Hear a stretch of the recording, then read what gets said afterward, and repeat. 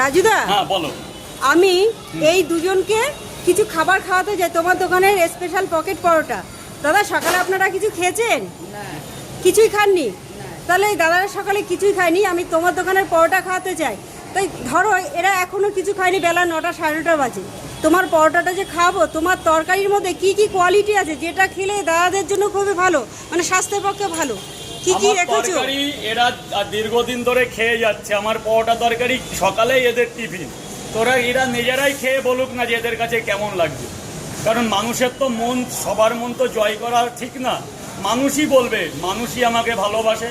ওরাই এখানে নিজে বের করে খেয়ে বলুক ভালো না খারাপ, কারণ ওরাও একটা মানুষ। হয়তো আজকে সমাজ ওদের মানে না, কিন্তু ওরা মানুষ। আমি ওদের দেখি, আমি যতটা পারি ওদের জন্য করি, কি করি তো ওদের টাকা দেওয়া থেকে শুরু করে ওদের দৈনিক 100 টাকা দিই ওদের ডেলি মাছ ভাত খেতে। শুনে থাকো, ওদিকে শোনো, কি 100 টাকা দিই তো? রাজুদা প্রত্যেকদিন 100 টাকা করে দেয়। বলছি যে কি করতে দিই 100 টাকা?